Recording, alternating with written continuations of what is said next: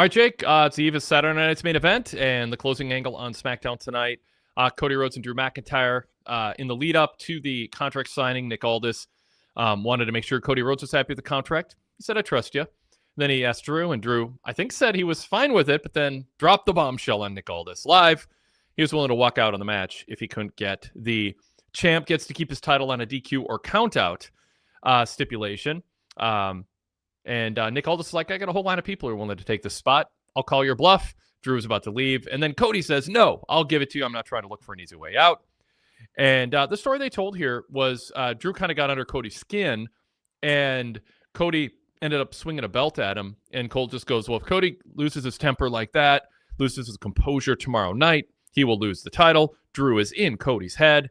He's gotten to him. So the story of the match now is, okay, people didn't think Cody had a great chance to lose the title. Now we're going to say Cody is increasingly losing his composure. Drew knows how to get into his head, and the DQ and countout step could lead to a surprise title change.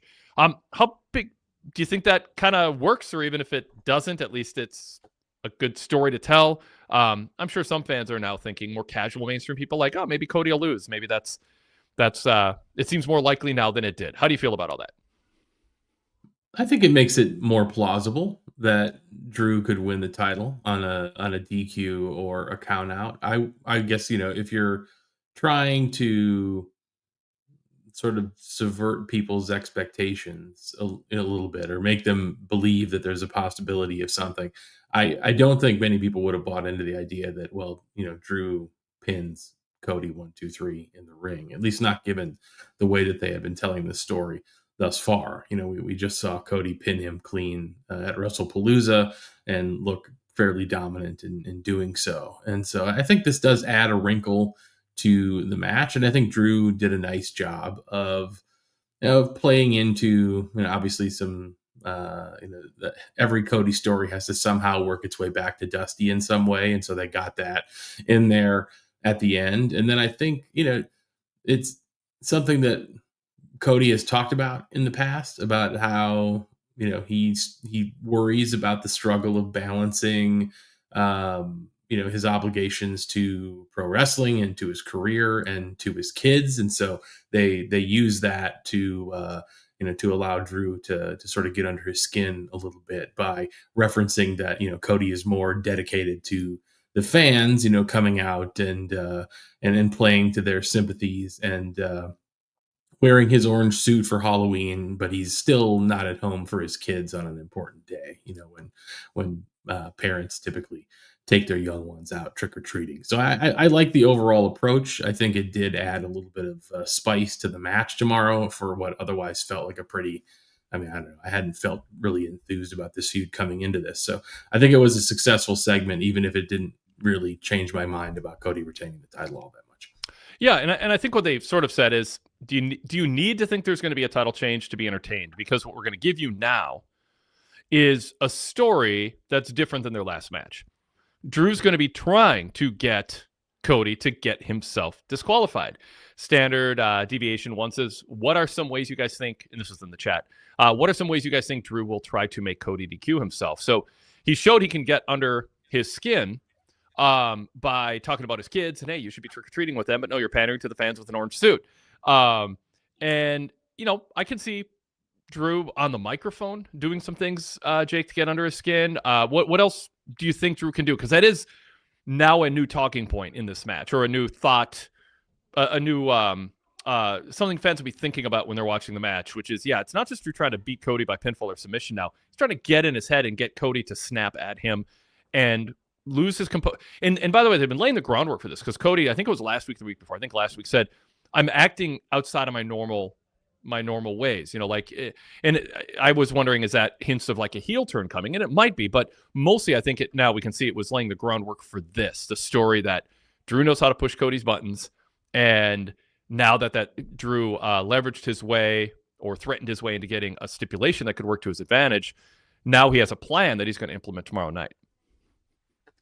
Yeah. And I think, they kind of dove into that a little bit with the parallel paths story as well, where, these two took very different approaches, but ultimately went on the same path where they both ended up leaving WWE for extended periods at one point in their careers, sort of rebuilding themselves and making themselves more marketable, and then coming back to the company and having, obviously varying levels of success. Drew has been successful, but not quite as successful as Cody in that regard. So I think it does get under Cody's skin a little bit for Drew to have been the one that blazed that path that he ultimately had to follow, and they use that to good effect here. But I think the idea that he's going to have all these levers to pull on throughout this match, and I think it has to be trash talk. One of the things that I think they've used it a lot less. The pandemic era sort of became famous for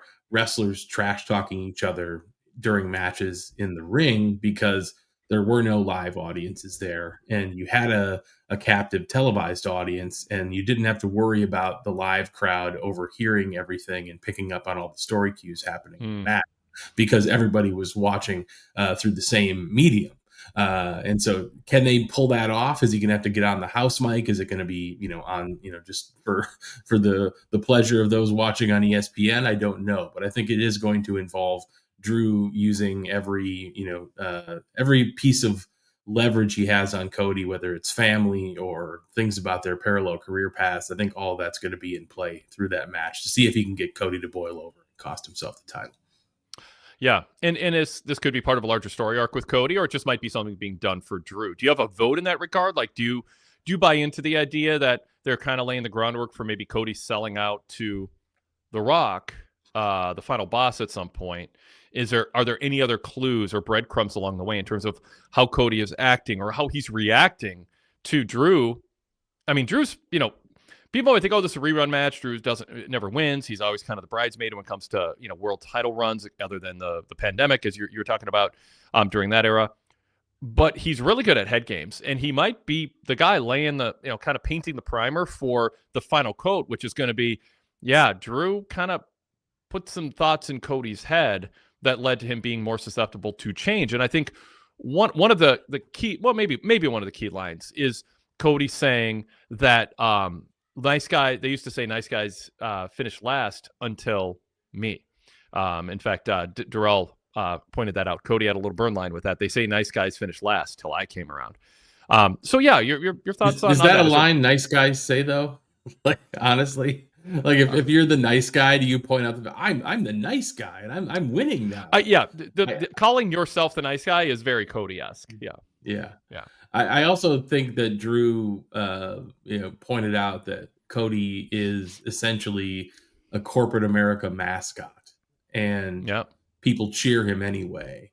And that is, I don't know. I mean, I don't know if that's intentionally laying the groundwork for something, but it certainly could be something they use in the future if, he does, like you said, embrace The Rock or some other path, whether, in some way where they attempt to make the company the heels again. And Cody ends up aligning with them because he is in a way, tightly associated with the company and their corporate interests. And so I guess, I don't know if that's a path they want to go down. It became almost beaten to death at various points where, the company being the heel became a very tired shtick, but it's been a fairly significant amount of time since they've tried to tell that story. I just don't know if it's going to be, The Rock or some other element of the company organization that would do it. But certainly I think Drew was making points there that could, leave a little bit of breadcrumbs about how they approach turning Cody heel when the time comes. We got some chat comments that touch on some of the things you just said, Jake, and other points too. We'll get to those after a quick introduction here. This is the Wade Keller Pro Wrestling Post Show on Friday, October 31st, 2025. I'm Wade Keller, host of the show, editor, publisher, and founder of the Pro Wrestling Torch weekly newsletter and the website, PWTorch.com. And also host Friday a podcast, the Wade Keller Post Shows, which stream live originally on our PW Torch Wade Keller YouTube channel. So search PW Torch or Wade Keller on YouTube to find our show, subscribe to it, set the alarm so you know when we're about to go live, and then you can watch us live after Raw, Dynamite, and SmackDown. We also have shows here on the YouTube channel after NXT and after major PLEs and pay-per-views, so you can also watch those on demand or watch them live.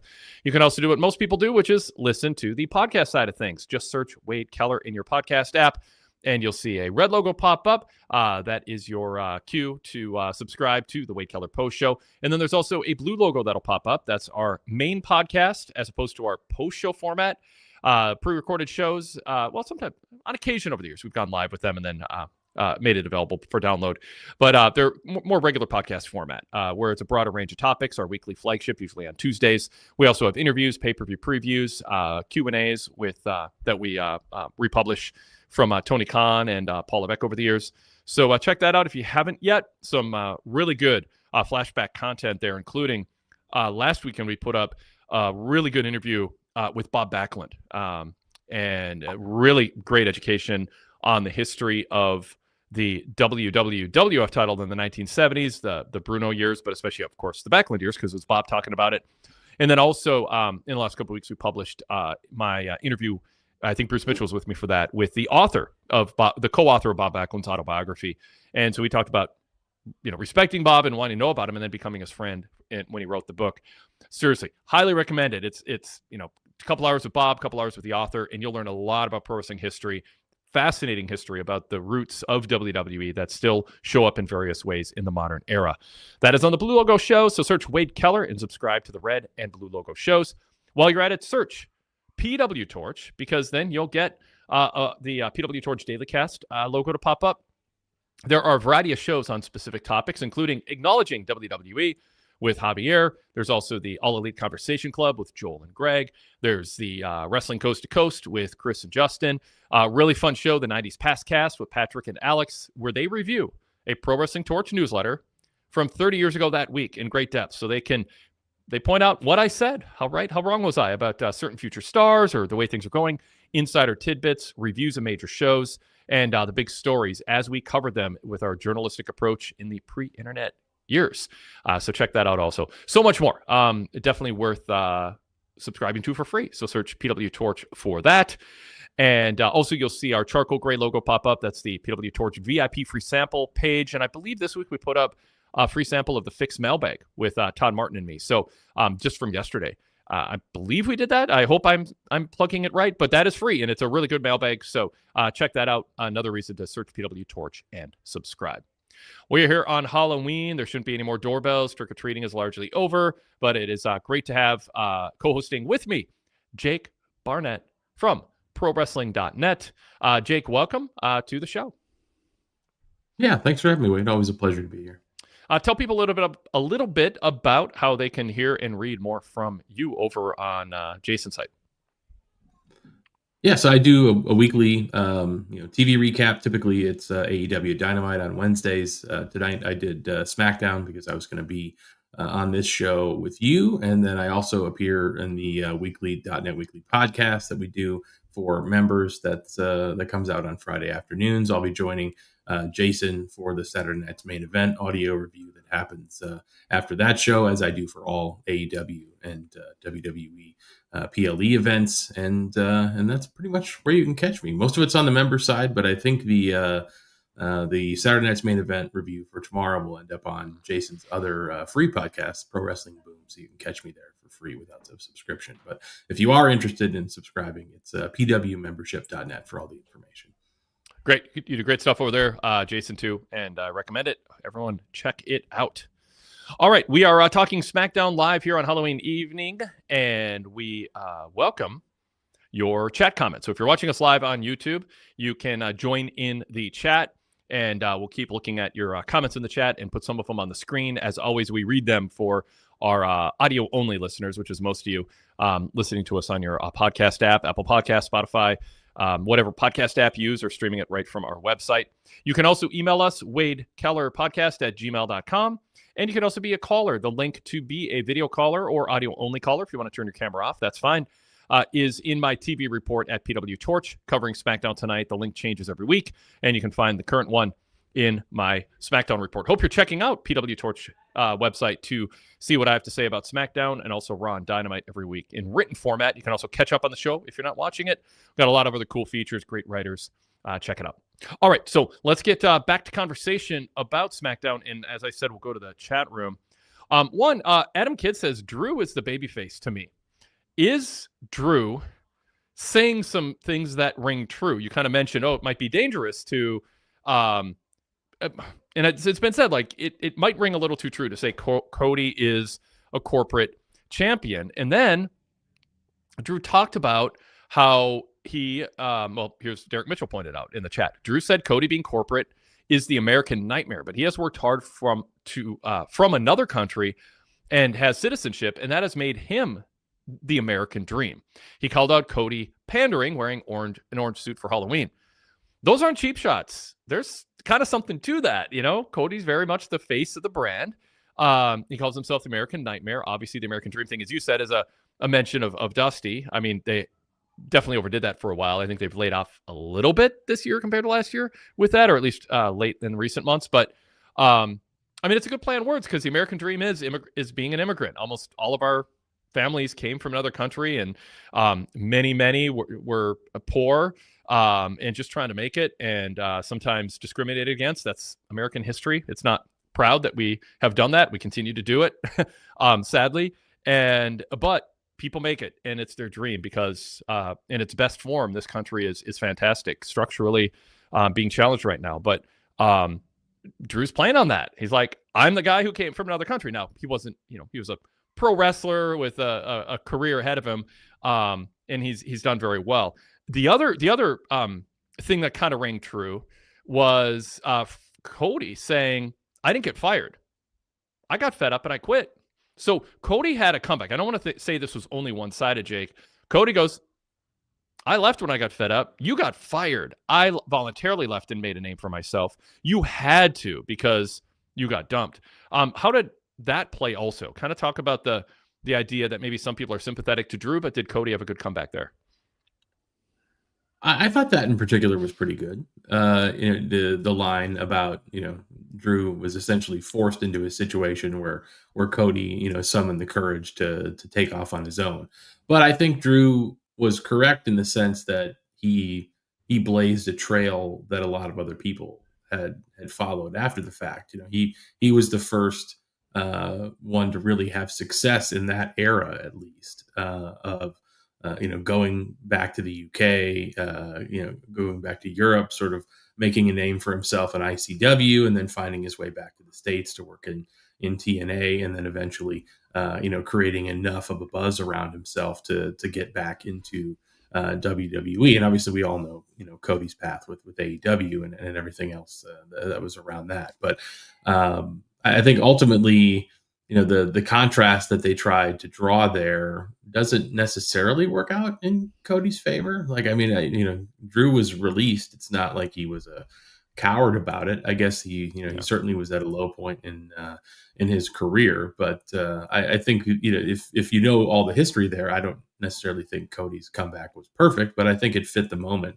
But the more dangerous stuff for Cody, I think, is really around being the corporate champion and being a guy who wears, essentially all of the warts that WWE is creating for itself in the public sphere, along with everything else. And so ultimately, if the company becomes unpopular for whatever reason, if it's politically or culturally or whatever's going on there, Cody is the guy who's out there defending them. And he's had some pretty, unsatisfactory answers to some tough questions about, the way the company handles its business, particularly around Saudi Arabia and some other cultural items. And so I think there's an avenue there to push if they want to make that a heel character on television. Is that ultimately what they're going to do? I don't know. But I think if you are culturally in tune with, with what Drew is pointing out there, I think it's very easy to get, for him to garner sympathy, particularly from people who are very plugged into the company and its politics and everything else. Yeah. Well, Derek says, I'm not sure what Drew will have in mind, but in my opinion, he can't keep getting title opportunities and coming up short. It would be great if Drew could win the WWE title to further the storyline and put him in a chase position. Put Cody in a chase position. I'm not a fan of Drew continually coming up short, yet receiving multiple title matches. Adam Kidd said, I hope Drew beats him. Goodfellas says, if Drew wins, who would be a good long game WrestleMania opponent for him? Sami Zayn winning the Rumble? Meh. LA Knight? Maybe. So let's play that out a little bit, because I think it's worth doing it if you think the odds are extremely slim there's a title change. It's kind of fun to think, well, if we are surprised and if it happens, one, they're protecting Cody because presumably it would come by DQ and it'd be cheap, and then Cody can get a rematch and win it back, or Drew keeps it and carries it all the way through WrestleMania.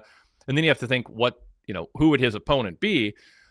Some might say, based on the chat conversation here, maybe something happens where by the time WrestleMania comes around, Cody's getting a rematch. But with the final boss in his corner as a heel, with Drew having turned babyface as sort of, the new American dream, I don't know how many people out there casually are thinking Drew's making good points. I like him better than Cody. But he might be making enough good points that something could happen where they could tell a story where Drew said, I was making good points, but I regret the way I went about it, or something like that, and have some kind of turning point. So I don't know. I don't think any of that's going to happen, but I'm throwing it out there as not an implausible. Jake, your thoughts on that? Yeah, I guess the one good argument, well, there's actually a couple. You can do a short title run for Drew. If ultimately your goal is to be back at Cody, by the time you get to WrestleMania, they have a number of off ramps between now and the real build for WrestleMania to go back to him if that's ultimately their desire. And there's also the fact that there's not really a deep heel roster on SmackDown. It's a pretty tough go for finding fresh opponents for Cody Rhodes. And so if you have Drew win, even if it's a short reign that lasts until the Rumble or wherever you might move in a different direction, then at least you have a couple of months to sort out some other characters and get them ready for a run at Cody at WrestleMania, if that's what you have to do. Yeah, on my roster chart, I've got the heel depth chart is Drew McIntyre on SmackDown. Drew McIntyre number 1, Aleister Black and Solo Sikoa and his crew, and then The Miz. Yeah, I mean, you've got pretty some tag slim pickings. Yeah, I mean, you have some tag wrestlers. Kit Wilson's a heel. Garza and Berto are heels. Ciampa and Gargano heels. But yeah, I mean, they need to do something to create some depth. So there are more choices on the babyface challenger side. We'll get into the rise of Ilya Dragunov too as we progress here in the show. So yeah, I mean, I don't think we can sit here and say the outcome is predictable, but you can look at the landscape and go, yeah, but how are they going to get to the next thing for Cody? As you look at the calendar, maybe there's a way for them to do it with, kind of gimmicky pay-per-views coming up, especially the Rumble, but even before that. So we'll see. Let's go back to chat. I said there's some other comments on this, and then we'll switch to some other topics. Derek Mitchell adds, he's talking to Darrell. It's good Cody had the line, but it still feels like he's a people pleaser. I was trying to make everyone else happy as a white meat baby face, but a dastardly heel only cares about himself. Standard Deviation asks, does Cody have a friend who can turn on him mid-match so Drew wins? What do you think about that? And also, I'll throw in, I don't necessarily think it's related to this, but I don't want to forget to say it. Nick Aldis, GM, SmackDown, asked Cody, I got to ask you this. Did you have anything to do with Jacob Fatu getting attacked? They're playing it up as a whodunit with all this investigating. So just asking Cody that question is putting it in the fans' minds. Man, how could Aldis ask that of Cody? Of course Cody wouldn't do it. But he did ask him. And now that I think about it, what if he did do it? I don't know. I mean, people would think about the motivations for that. To see Jacob as a threat, does that mean maybe a Cody heel turn could come quicker because they'd then go with Jacob Fatu? Anyway, let's throw that out there too to add into the mix. What do you think, Jake?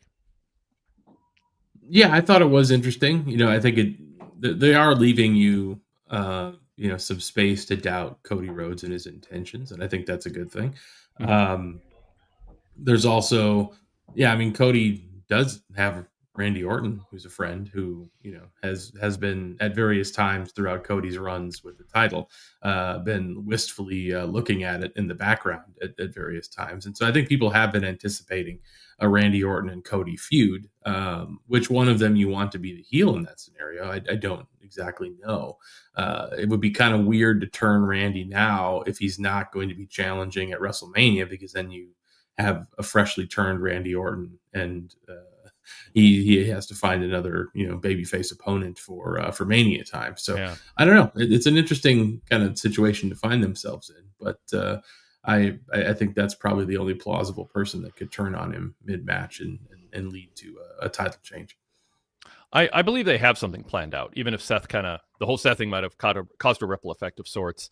And even Jacob too might have. So, but I think they've got something planned out, and we'll judge come, May. We'll look back and go, okay, did this all make sense? Was it a good plan? Yeah. I like that it's not, super predictable at this point.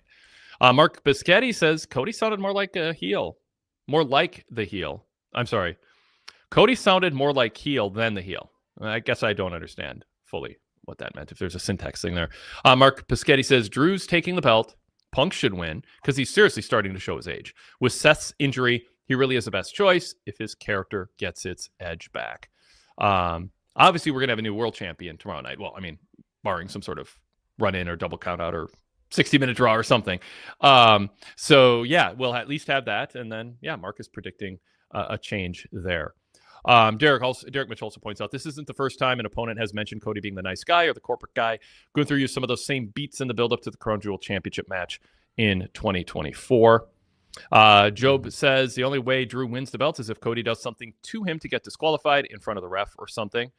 By the way, is that a red herring? Is it possible Drew just beats Cody and it's not a DQ or count-out, but maybe it's because Cody wants to do something or is on the verge of doing something that would get himself DQ'd, and he stops himself, but in that moment of almost doing something that would have cost him the belt and stopping himself, he leaves himself vulnerable for the Claymore, for instance. So we could see Drew actually get a pinfall victory, but the stipulation still plays into it, even if it's not technically the result.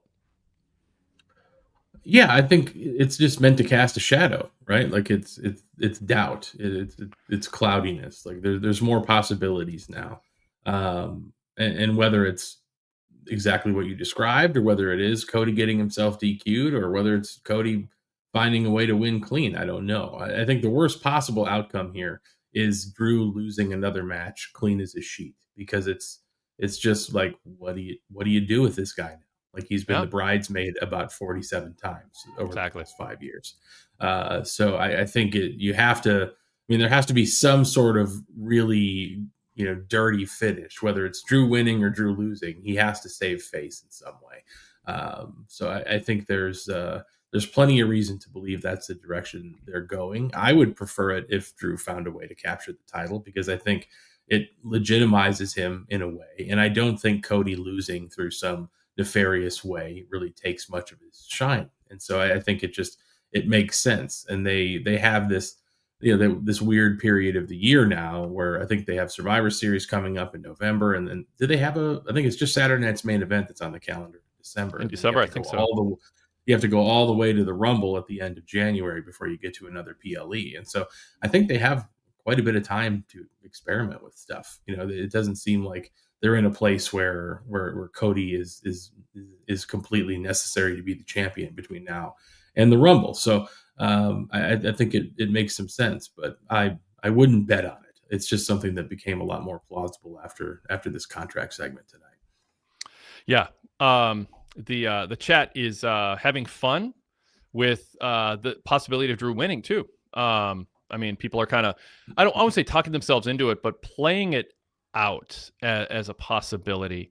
And let's pull a couple things up here if I can find them as I was glancing at them.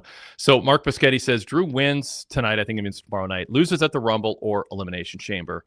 And then there's some talk. Well, Pile Driver Pete says, I wouldn't mind Drew winning. And GKL GRG says Zayn has never won versus Drew, and they could tell that story, but Drew has beat Sammy many times now. So Jarrell goes, I think people might be reaching in the chat and on the internet saying Cody sounds like a heel and Drew as a face. Just because you do what your job says, that doesn't say you're a heel. We all have to do that in real life. So the idea that people are kind of playing out the idea of, if Drew wins a title, who's his challenger? Sammy wins the Rumble. Drew is still champion. You get Drew versus Sammy co-headlining night 1 of WrestleMania, or maybe opening night 2 of WrestleMania. They might have a big women's match that's going to headline night 1, and then they do whatever they're going to do with Roman or Brock or Braun or Cody or whoever, in Punk in those other spots. A lot to choose from when they're trying to sort out who's going to headline, and then kind of sometimes the second most prestigious spot is the opening match of night 1. or the third most after headlining the other two nights. So anyway, I mean, a few talking points there. Jake, anything stand out to you, especially the idea of maybe Sammy Drew being plausible enough that it adds a little uncertainty to tomorrow night in some people's minds? Yeah, I think Sammy and Drew could very easily be a part of that Saturday night's main event in December, for instance. Yep. I I have a hard time believing that the money that they put into that advertisement or the trailer, I guess, for WrestleMania that started this week. I think you had Roman, you had Cody, you had Brock, you had Punk. Punk in there. If they're not, everybody involved in that is going to be in your main events at WrestleMania in some way, shape, or form.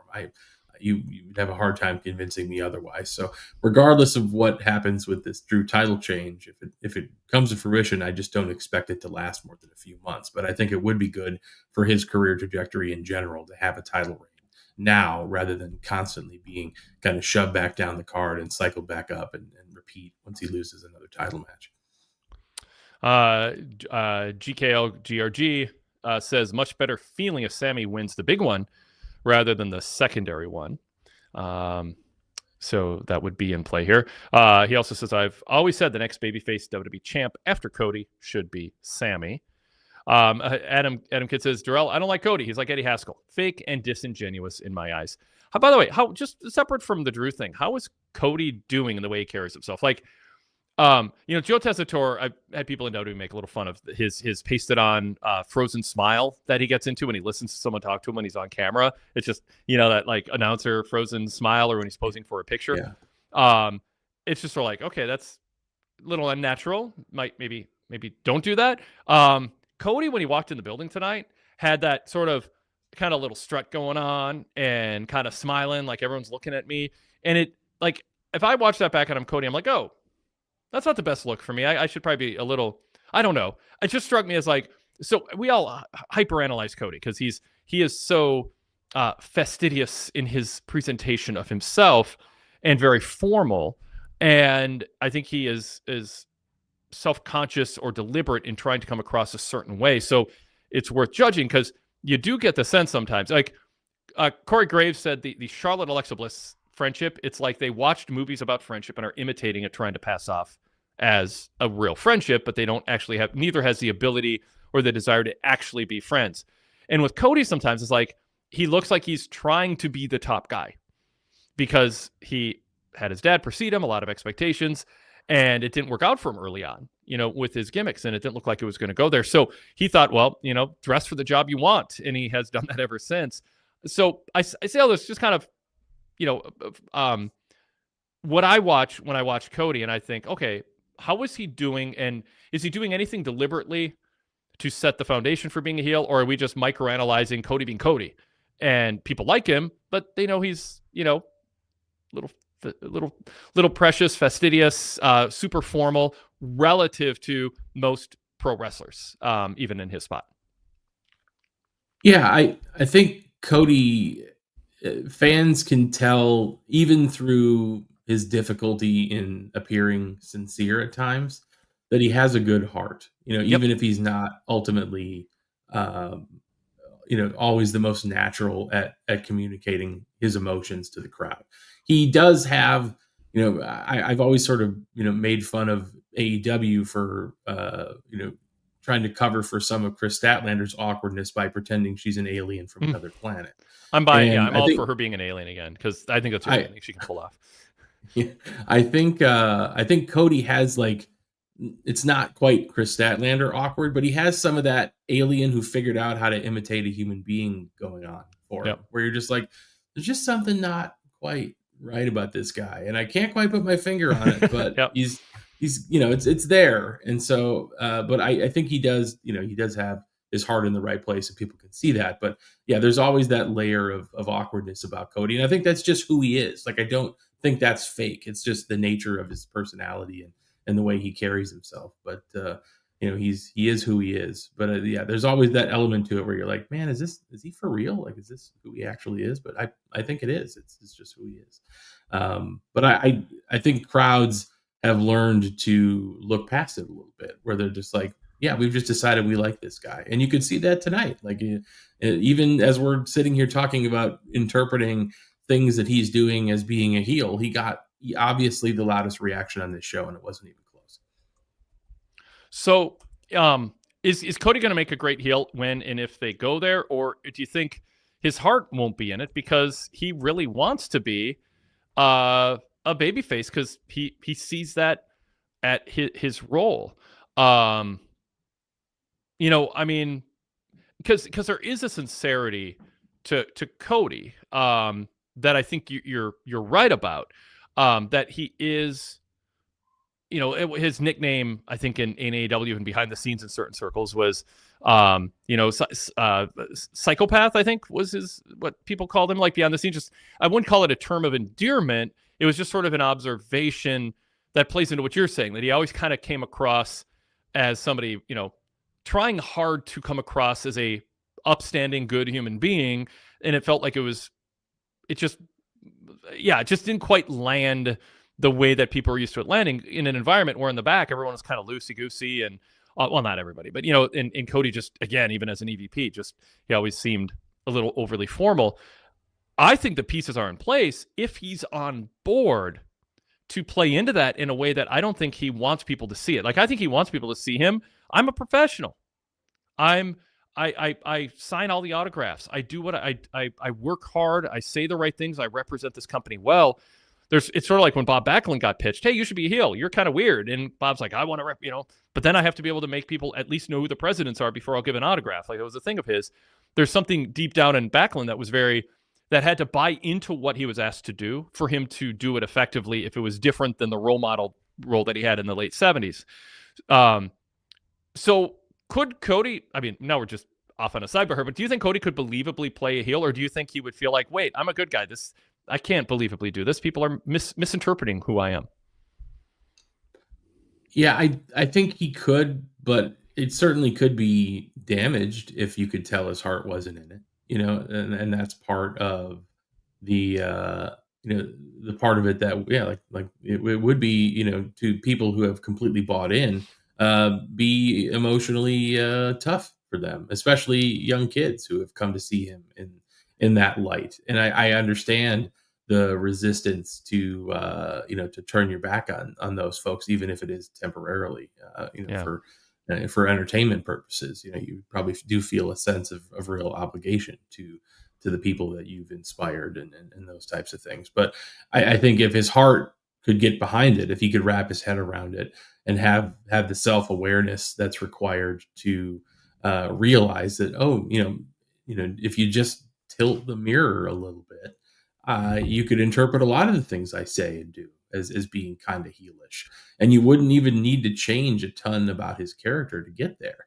And I think that's, you and I have had a little bit of that conversation on previous shows, where it's like, you just have to turn a couple of dials in one direction or another, and he's already a heel. And so I think there's plenty of ways that they could go about doing it. But if he does actively resist it and fight against it, and that shows up in his performances, it would certainly be a limiting factor to the success of it.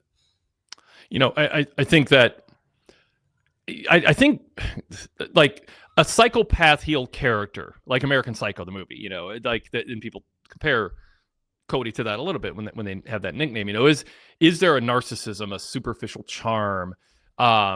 Is he pretending to feel emotions, as you said? Kind of a Chris Statlander being a heel because you can't pull it off, or as Corey Graves said, Alexa and Charlotte are performative friends. They're imitating what friends do for each other, but it's awkward because they don't actually feel it. And so, and psychopaths tend to be successful, and they use that manipulative behavior and superficial charm to get ahead. And I think they have a self-awareness that there's something different about them. If Cody was willing to tap into that in some way, that those traits are present, and kind of snap and lean into that, I mean, that could be an amazing character. But I don't know that you'd want to force him to do that if he wasn't comfortable doing it, because I think he could be sensitive to the people going, you have psychopath traits. We'd like to amplify people's perception of you, fair or unfair, accurate or inaccurate, into a great heel character. But as Adam Kidd in the chat says, if his heart is in it, Wade, he'll be a generational heel. And I think he would be, and I mean, he might he might get a kick out of it and go, yeah, let's lean into this. Because I'm not saying he really is. I'm just saying that's how, like, because of the way the choices he makes in his presentation and his personality being very formal, he exhibits traits like that people pick up on. He might be delighted to lean into that and think it would be, not hilarious, but like really fun to go, yeah, let's play into this. I mean, it's not who I am. I'm secure with my wife and my kids and my actual friends who I actually don't have to fake emotions for. They really are my friends. He might think it would be a great character that he would kind of like understand and be okay with acknowledging does kind of fit how he comes across to people. Well, the core trait of, psychopath, sociopath is a complete lack of empathy, right? You have no idea how to relate to other people. You don't feel anything for them. They're tools to your ends to manipulate, and so I don't think Cody's actually a psychopath or a sociopath. He very clearly knows how to relate to other people and is highly emotional and very obviously cares for his family in a very sincere way. And so, but there is a bit of that. You're suddenly more sure than I am. Oh, no, fair enough. I'm throwing it out there for effect, but you have more. Yeah, I there's you have more a little bit certitude of about Cody than I do about the average person, as far as that goes, probably. Well, I mean, he is a little awkward, and there is a lack of self-awareness at times, and so I can see how that would come across, especially if he's highly motivated in private, and people could see him that way. And so, would it be something that'd be fun to explore? Yeah, I mean, Patrick Bateman in American Psycho is one of those all-time film characters, and we've certainly seen people imitate psychopaths on wrestling TV before, but they usually look like Dexter Lumis and nothing like Cody Rhodes. And so, I don't think that would be the direct path for him. But I think went that direction a little bit. Yeah, but I think there's there's plenty to mine there in the psyche of Cody Rhodes that could be used to fuel a heel character for sure. All right, I promise, unless there's a really good reason to do it, not to psychoanalyze Cody for a couple months again. But with everything going on here with tonight's segment and the chat getting us going, I think it's interesting. Job says, if Cody turned, I think it'd be devastating for the children, but not for anyone else.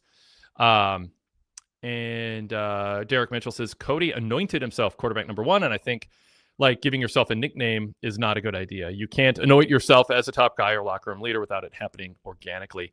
And I think that does get kind of into, and I'm not saying it was necessarily Cody's idea. I mean, someone might say, let's call you the quarterback instead of the face of the brand, which they kind of ran into the ground and ruined, or the icon. There's been all these little nicknames. So right now the thing is quarterback. But when Cody says it, people go, wait, that's not for you to say. Let other people say that. And that's where somebody who is not feeling, they're not moving through life reacting naturally to things, but everything is very calculated as sort of a step to get to a goal, because they are ambitious and successful people who think through everything they do.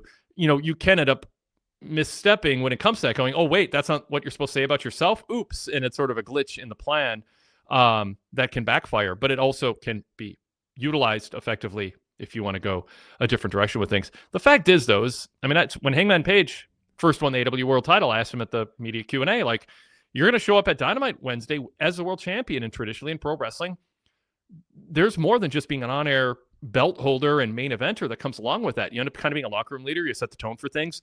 You are given that title because you have earned it in the eyes of the promoter, the booker, your peers. And so when you walk in that locker room as champ, it is sort of you're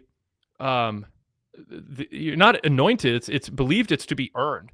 And it's validating something that people thought about you. So do you have any thoughts about how you're going to carry yourself differently? When you walk in that locker room, because people look at you differently. And his response was, hadn't really thought of that at all, Wade. It didn't cross his mind.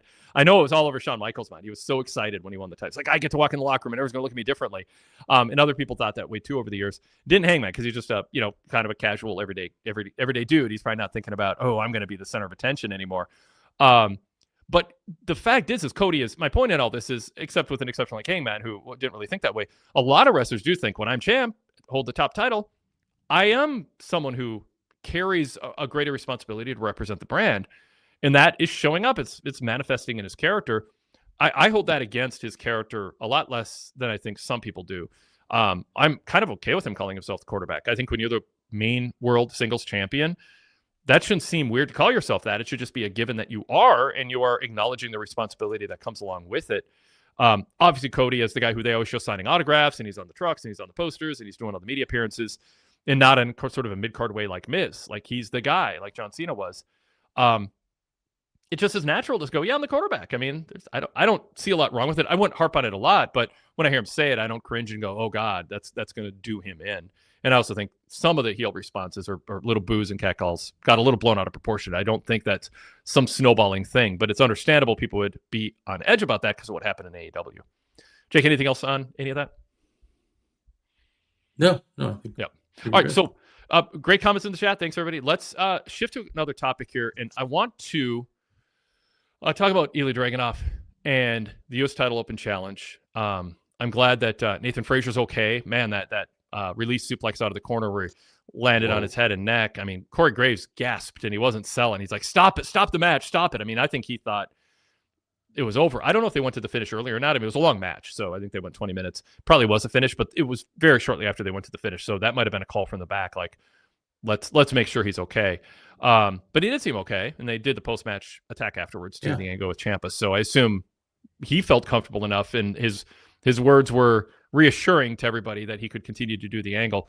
But a hell of a match. And I mean, it does seem pretty clear, Jake. They are building up Dragunov right now to be kind of the new AJ Styles, the new Bryan Danielson. I don't know, pick your guy from the past who is the resident, not the tallest, not the biggest, but the guy who is appointment viewing, holding a secondary title. And I could see him on a path, kind of like Bret Hart went through all those stages, to be a world champion someday, the way he's performing. That video feature of him on his, working out for his comeback.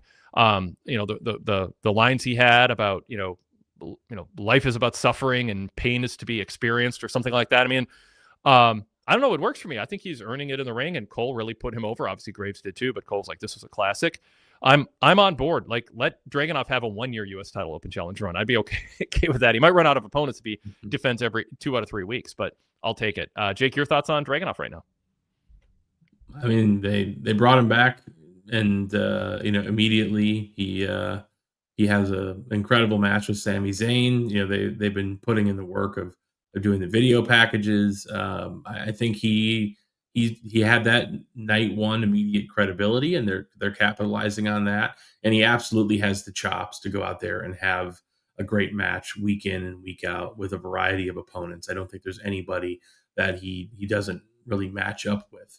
We've seen him have matches with bigger guys. We've seen him have matches with smaller, more agile guys, and it seems like he looks credible in the ring with everybody. And I think they have him in the right position. He's carrying a workhorse title. It's not typically a title that they orchestrate gigantic programs around. He just has to do backstage vignettes or short promos out in the ring, and then put on banger matches. And so I think he's uniquely suited for that role. He could be a guy that holds that title for a long time. He's also a guy that I could see, eventually challenging for a world championship. Once he gets enough wins under his belt, he could easily be, a monthly challenger to depending on how they have him aligned. Right now, he's a babyface, so he'd be a great challenger for Drew if they put a title on him, and they need a challenger of the month. But I think the sky's the limit for Dragunov, as long as they don't expect him to go out there and deliver 20-minute show opening promos or something. I think that's probably the weak spot there. Yeah. People in the chat were saying that was scary to watch. Job said, yeah, that was scary, and I cringed. Standard Deviation said, yeah, he was lucky. Fraxium did post on social media, according to Goodfella, that they've let everyone know on socials a few hours ago with a pic of Nathan on the floor in pain. So something indicating he's in pain, but he's not in the hospital. And Standard Deviation also adds the entrance looked great too. His intensity is top notch. Sometimes it was kind of a weakness. He got a little too intense, and sometimes he over-emoted when selling, and it got a little, try hard or over the top or corny. What do you see holding him back, if anything, at this point? And do you see anything different about him now than before his injury in terms of how he's being pushed or how he's carrying himself and presenting himself? I don't think the presentation has changed dramatically. I think that when we last saw him on Raw, before the long injury layoff, he was doing largely similar things, just going out there and and having matches where he and his opponents just absolutely beat the tar out of one another. But I think ultimately what holds him back from being a fixture in the main event is just I don't think he's dynamic enough from a personality standpoint to be involved in some of those those heavily sports entertainment themed programs that end up being at the top of the card. So I think he could definitely play a Gunther like role, where they, but I think Gunther is probably far advanced from him on the microphone at this point. But that's not to say that he couldn't get there with enough practice reps and acting classes and all those things in the background happening.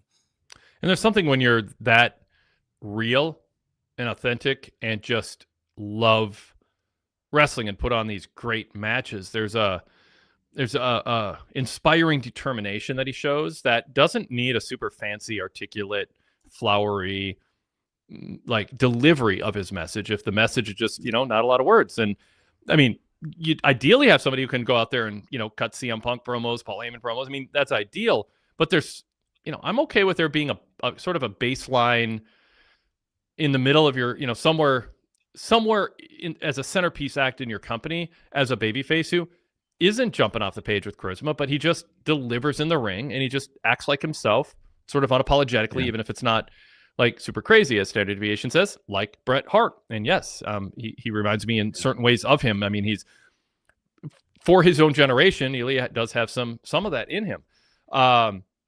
So yeah, I mean, it's fun. He could have easily got lost in the mix, Jake. I mean, he could have just been a guy losing matches, and JD McDonough's in a good niche right now too. He's a great bump taker. The match with Sheamus has people buzzing. I always enjoy JD matches, but I'm not going to push him like Ilya. Dragunov has something that is marketable at a higher level than kind of the comedy guy who gets himself into trouble. He delivers really good matches. Derek Mitchell says, reminds me of Dynamite Kid in All Japan and Calgary in the early 80s. And that's probably better, actually, than Bret Hart if you're trying to compare styles. And Goodfellas says, Dragunov's not hiding. He's working his butt off. Your bosses can't hate to see that. Jake.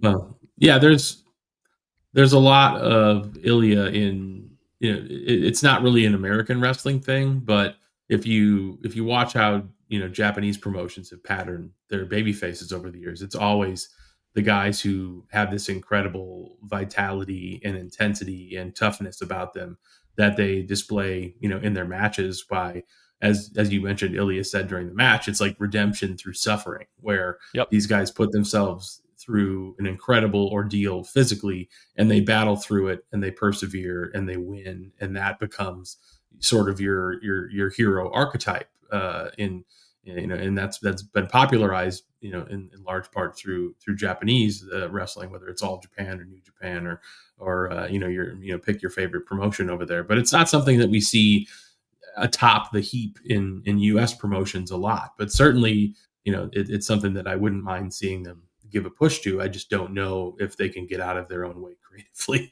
in order to do that. I think that's the biggest issue.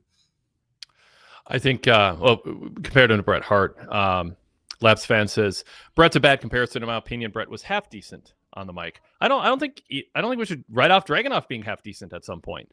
I could see a trajectory. No, he's fine. He's just not what I would call like elite or something, but he's perfectly passable. Yeah. Goodfella says Bret was much more technical. I think Dragunov has a modern style that's, kind of more Osprey than Gunther, even, I guess we're going to compare him. I mean, he does hard-hitting suplex and stuff, but I don't know. I mean, Dragunov's kind of Dragunov. I think there's a lot of different things he's really good at. I think he's a mix of Dynamite Kid, Bret Hart, Danielson, Nigel McGuinness has come to mind. Claudio, I don't know. I mean, those are good people to just be a blend of. And I think he's not just a copy of any of them. There's some, early Evan Bourne, Matt Sydal, where just, he does some things that are really good. But the thing about him is there's a real intensity, but there's an intensity and a toughness. Some people are flashy, but they don't seem tough. And so that's where maybe a young AJ Styles comes in, because AJ was flashy, but he also looked like a guy that you think you'd want on your side in a back alley fight. Like AJ looked like he was tenacious and could take a hit and could snap and destroy three people at once. Like, some guys are flashy and you don't get that sense. Like Chris Sabin's had a really good career, and But, I'll take AJ in a back alley fight in his prime over, I don't mean to pick on Saban, just a random name, like flashy guy, good wrestler, but not at that level. So, Dragunov looks like he can handle himself in MMA if you're just watching. Like, this guy should enter UFC. I bet he'd do well. He gives off that vibe, and not every flashy guy does. He's. I think he reminds me more of, like I said, the top Japanese baby faces, the Misawas, the Kibashis, those folks. He's got a lot of those tendencies too. Yep. Yeah. Derek says Dragunov would have been a great competitor in the Super J Cup in the mid '90s. Job says old AJ Styles looks like a bully that could back it up. Goodfella says he looks like ROH version of Bryan Danielson. Definitely. Yeah. I'm not talking about Monitor Danielson's great, but I'm talking vintage ROH Danielson for sure. And Laps fan agrees. Dragunov reminds me of Daniel Bryan a bit. And Goodfella says, I see Nigel too. But Standard Deviation says it's probably a good thing he's not a direct replica of anybody else. Derek Mitchell says Dragunov emotes fighting spirit from Japanese days. And Derek Pal Driver Pete says Derek fighting spirit defines him well. For sure. The embodiment of fighting spirit for sure. What do you think about what they're doing with the tag team singles wrestlers? We had Nathan Frazier, and then we had Ciampa come out, go, what about me? And Aldis says, wait your turn. And Dragunov, I think, handled it fine. He's like, I'll take all of you on. But Frazier was first in line. He answered first, so he gets it. It's not running from anything because he just had to pick somebody. I'm glad they didn't make it a triple threat. But what do you make of these really good tag team workers being kind of lining up for U.S. title open challenges? Well, they have a really deep tag team on SmackDown, and they're certainly not using all of them in the tag division at any given time. And so I think having them line up for singles title shots makes sense, particularly in an open challenge format, because it allows them to show you, how much talent they have and how deep the roster actually is if you allow them to go out there and have those types of matches. And Ilya is going to go out there and have that kind of match with just about everybody. So I presume Champ is going to get his shot. Maybe we'll see Axiom and Gargano get their shots at some point too. But it's okay to, it sounds like, the Guns and MFTs, they're going to be the ones competing for the tag title shots for the time being, which leaves, a decent amount of other teams just sort of doing nothing. And so if you can find a way to use them on the show, particularly when it's, people that are reliably able to deliver great matches, I think that's a positive thing. Absolutely. Yeah, I mean, the SmackDown roster's got a lot of people who'd be fun to see him against. And it doesn't have to be just guys, around his size and wrestling his style. You can go other directions with it too. I mean, I don't think we're going to see Randy Orton go 20 minutes with Dragunov because Randy's, going to be more careful, especially after what happened to Nathan Frazier with the top rope suplex. I think as Matt McCarthy told me, and we're going to have a conversation with him going up this weekend from 10 years ago this week. That's really fun. So check that out on our Blue Logo show, our weekend best of interview. Ex-creative team member, stand-up comedian, huge wrestling fan. He's been on the show a lot with me. And he, when he worked in WWE behind the scenes, he's like, oh yeah, Randy, you got ideas for him? And he goes, oh yeah, here's a list of all the moves in wrestling, and here's 85% of them that I am unwilling to do because I want to be able to wrestle next week and the week after and not spend 8 months in rehab or getting more surgery. Like, he has a real particular list. I mean, you put the years in he does in the match, the ring time and the match quantity that he has, totally makes sense. I wish more guys did that sooner so they were in better shape later on. I can only imagine the things that he would tell Dragunov, no, I'm not doing that. So not everybody's a great fit for a Dragunov style match. That said, if Orton turned heel and let's say he's got a title run, a world title run, and Dragunov has had just an incredible U.S. title open challenge run, I'm not saying I'm against an Orton Dragunov match at a SummerSlam if that worked out that way. I mean, it would just be kind of almost not a passing of the torch moment because Randy Winfrey isn't the type of the torch that Dragunov is going to want to have isn't the one that Randy carries. But you know what I mean? Like a legend versus an up-and-comer, a match that validates somebody as a top-tier guy. You can make it work, and I think Dragunov could make it work against somebody even using Orton style. It just would be a different match than we're going to see with Frazier and Ciampa and Ray Phoenix or whoever are these flashy wrestlers that he probably will be facing. Absolutely, yeah. I think he could absolutely handle a variety of styles and match types. I wouldn't want to put him in the box of the guy who goes out there and just has a banger every week. You want to be able to tell different types of stories with people. Yes, absolutely. Cool. Yeah, I'm just seeing if what do you think of what they're doing with the tag division right now, by the way, just in general? Like they're celebrating, it was kind of weird. They're celebrating the year of Motor City Machine Guns, really talking about that. But I mean, it seems mostly they're getting TV time because of the U.S. title open challenge, but we did have the Guns against the MFTs tonight too. So yeah, just any thoughts on the state of the SmackDown Tag division, since we're kind of talking about those guys right now anyway? It still feels like a bit of a mess to me. It feels like the Guns and MFTs and the Wyatt Six. Everybody feels a bit cold at the moment. It's hard to imagine being too excited about the MFTs holding those titles. Although I think they may put them on them just to give them a little bit more legitimacy. I mean, I know they're big and scary and they have face paint, but adding gold to the equation does ratchet up the prestige ever so slightly. But I don't think there's anybody who has a character going in that division right now that feels hot, and so they have some work ahead of them if they really want to make people buy into that division. But it's really their own making. I think they've just booked the tag division poorly now for probably 18 months or so. It just hasn't worked. Yeah, I'd rather see multiple tag team feuds than either two teams and everyone else off TV, or 4 teams or 6 teams all just arguing in the same segment. That's in the previous eras. That's what they did with the X division. That's what they did with the women's division. We don't have a lot of time on TV for you, but we're all here, so let's just conjure up a segment, manufacture a segment where you're all just on the screen at the same time. And to me, I'd rather not be on TV than just be part of a group of 4 or 5 or 6 or 7 or 8 acts all at once, just cluttering up the screen. Goodfellow1422 says Tama Tonga versus Dragunov I want to see on SmackDown. Goodfellow also says the Motor City Machine Guns entrance is cool. The MFTs have a cool look, but they need more story. What do you think of the MFTs in Solo right now, by the way? Like good upper mid card heel faction, or taking up way too many roster spots, or it's on the rise and you think they're going somewhere, but they're doing it patiently? Like, how do you characterize? I mean, it's clearly post Bloodline. I mean, Solo's got his own thing going now, even if there's a lot of Bloodline tie-ins. Yeah, I mean, you talked a little bit earlier about the Cody being a guy who kind of faked it until he made it, right? He dressed the part, and he knew how he wanted to be perceived, and he just essentially put on the costume that's required to be taken seriously. And I think Solo feels very much that way to me, where there's still something missing there. There's really no edge to him personally. I think the MFTs and the face paint and the look and the aggressiveness, all of that works, but it feels like they've nominated a guy who can't quite get excited about anything as their leader, and so it kind of drags the rest of them down a little bit. And so I think it's an energy issue, specifically with Solo, where I want to see more from him, and then maybe that would elevate my my enjoyment of the MFTs. But I feel like it's a faction that could be something, but they just kind of have a boring leader at this point.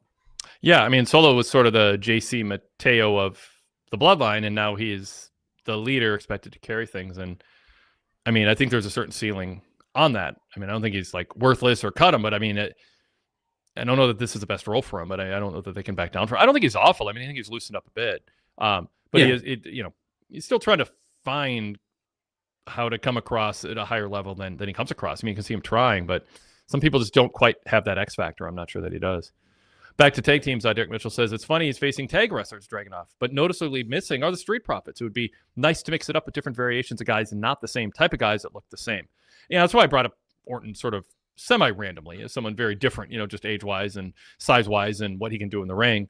But man, yeah, bring on Montez Ford. Bring on Angelo Dawkins. I want to, how many people have been waiting for so long just to have Montez Ford just have and it doesn't even have to be the end of the Street Profits. It can just, let's say he's the guy who ends Dragunov's reign in 2 months or 6 months or something, and he goes on a U.S. Open title challenge, and he defines himself a little bit differently. I think the Profits, if they got back together at that point, would be fresh. And we'd also just get to see how good is Montez at singles wrestling. I hope we get to see it at some point, what he can do. I mean, sometimes it is tough to go from, tag wrestling to, I mean, the psychology and pacing and everything in singles wrestling is so different. A lot of people adjust, but I mean, what percentage of Ford's matches have been tag matches, Jake? Does anyone have a higher percentage of their matches being tag matches in the industry right now who's been on TV a lot? and worked regularly over the last 5 to 10 years than Montez. Yeah, when's the last time he was in a match that wasn't involving the tag division? Was it that Elimination Chamber a couple of years ago when he was in competition for a title shot or a singles title? I think that might be the last And one. do we even count that? I mean, it's not exactly one-on-one. So true. Yeah. I think it's one of those situations where I don't necessarily understand why they don't see it with him. Maybe there's something going on that I'm unaware of that doesn't come across on the television show. But I would love to see both he and Dawkins get U.S. title shots if this stretches on long enough. Certainly I don't know if this is going to last for months and months where they work through all these challengers, but I definitely enjoy them and would like to see them in that position. I think if they saw him in that position, they would have pushed him in that position by now. I mean, nothing has stopped them. It's not like the Profits are such a draw and so hot you can't imagine breaking them up. I think New Day had a more compelling argument to not be broken up than the Street Profits during a time when people are like, well, let's see what Kofi and Big E in particular can do as singles. Laps Fan says, I think he had a breakout performance at the Elimination Chamber, and they never really did anything of note with him after that. Sometimes it just, I mean, and this is hard. People aren't going to really say this. It'd seem like you're saying it out of school, but sometimes it's how you conduct yourself behind the scenes.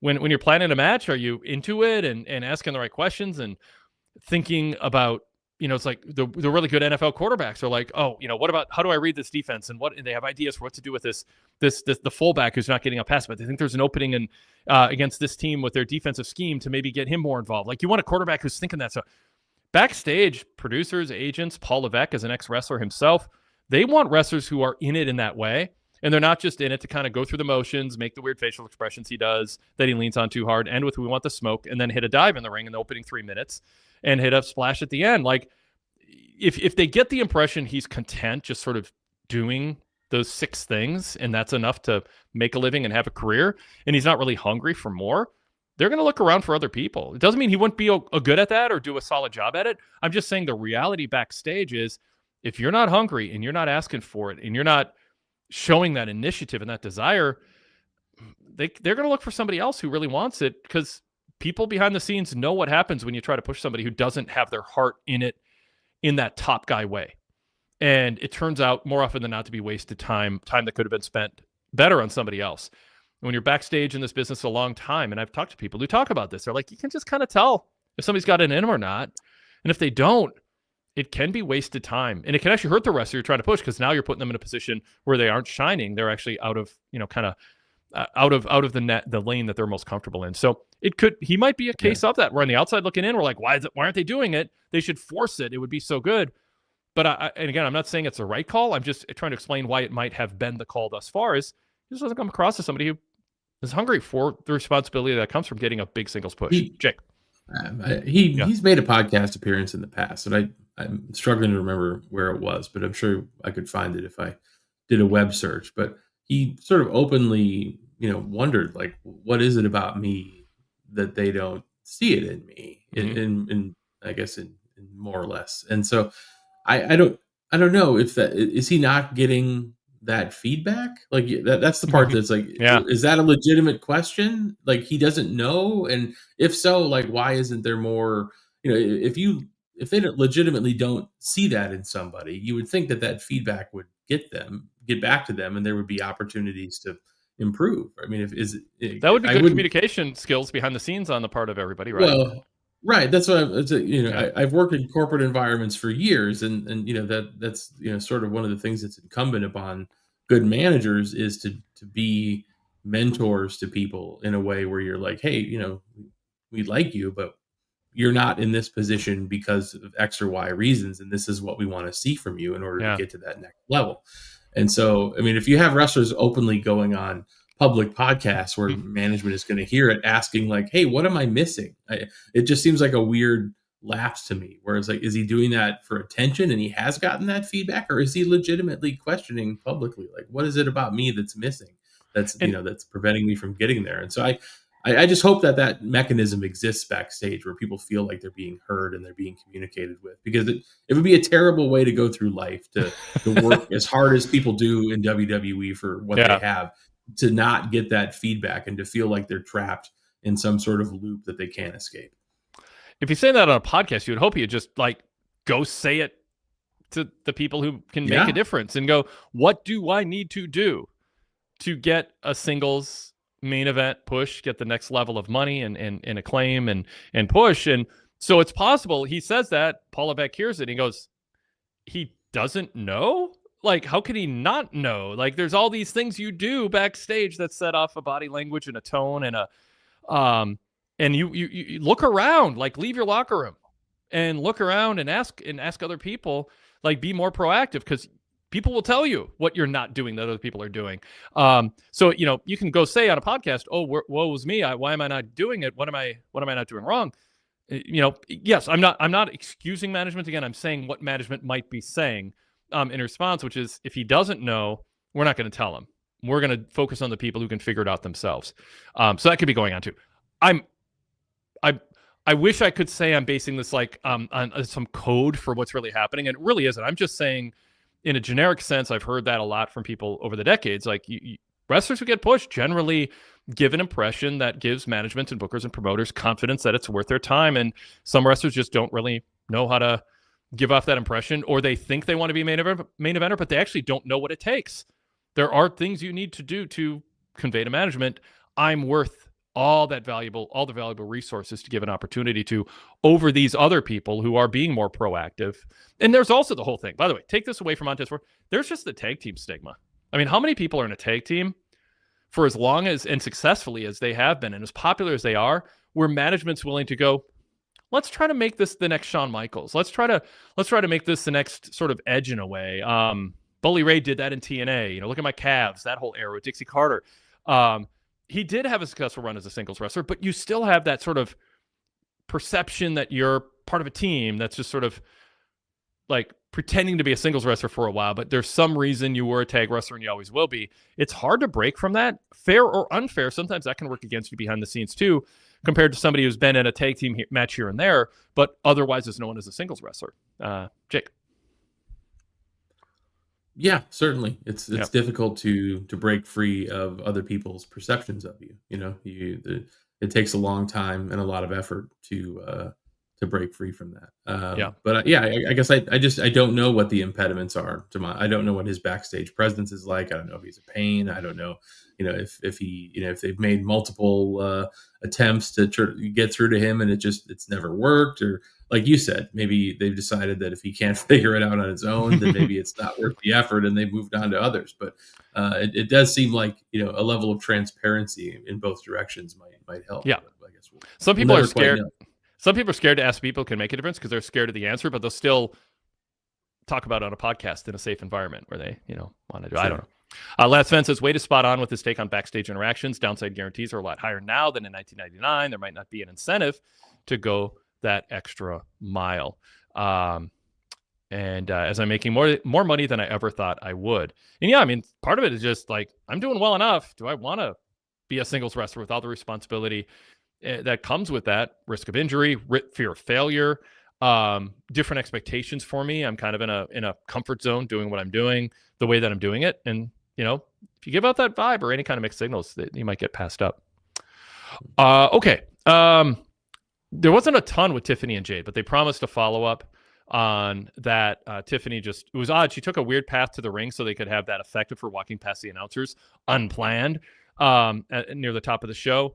And then she kind of ranted a bit, and then Jade came out. They had a pull apart. I mean, it was fine. I don't think you want Jade and Tiffany doing a long form live in ring back and forth. It could take some of the shine off of I think some of the anticipation for this rematch, but now with the heel face dynamic. What do you think of Tiffany and Jade's mic work and how Jade just came across overall since her turn, and how WWE overall handled it with the way they featured it and replayed it and talked about it?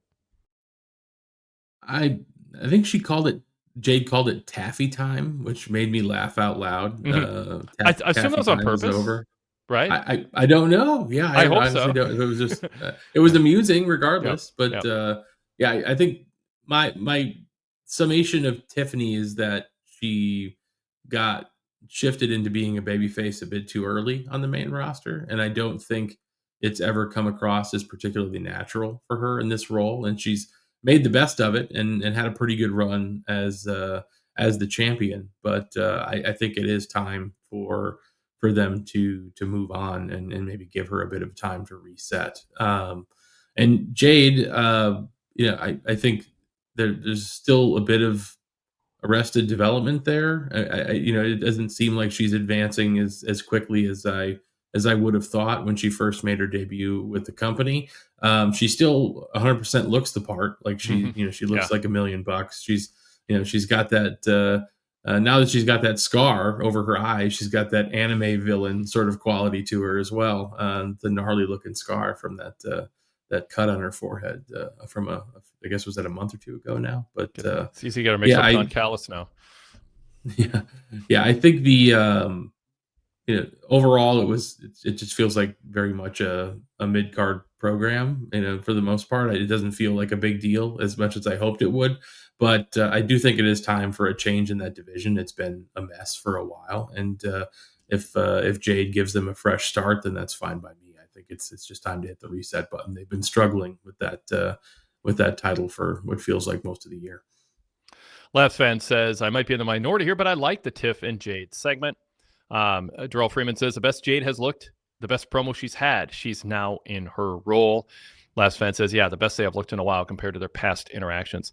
I still, and maybe she just can't, but I'd like Tiffany to, come across as speaking more from the diaphragm than just like her throat, with that pitch voice. I think it feels like an affected way of talking that could be coached out of her, but maybe it can't, and maybe she's got to do the best with the voice she has. But there are voice coaches who can dramatically change the projection and a vocal tone that feels a little more authoritative and main event. So we'll keep an eye out for that, because she certainly, if they have her locked in a babyface spot now and Jade locked in as a heel, they're gonna have a chance now to unambiguously play those roles and lean into them.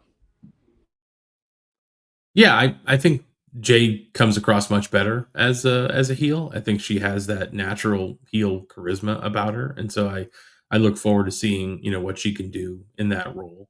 And I don't know what a reset would look like for Tiffany. I almost feel like the rosters could almost use like a shakeup or a draft at this point to kind of give people For some sure, fresh yeah. matchups. And I think Tiffany would be a great candidate to move over to Raw and I'm sure there's a smattering of people you could move over to SmackDown too. But particularly in the women's division and the tag division, a shakeup would do a lot of good. Are you surprised we haven't had an annual draft? I mean, do you think there's a reason they haven't done it? I mean, you don't want to do it just for the sake of doing it. Did they just think they had enough wheels in motion? There wasn't anything significant to do, or they don't like the idea? I don't even know. I mean, I've asked and haven't gotten answers about that, by the way. Just kind of felt things out. So I don't have any insight into that. Yeah, I don't either. I was surprised that we didn't get one after WrestleMania season. That's typically been the time frame for it. And with how different parts of both shows have been struggling, the tag division on Raw has been a non-entity, and then the women's division on SmackDown has been in a particularly rough place. I think they've had plenty of opportunities where it made sense to do some moves and just haven't. I don't know if they're making some plans with some NXT call ups and they want to time it all correctly, and that's when they do the draft.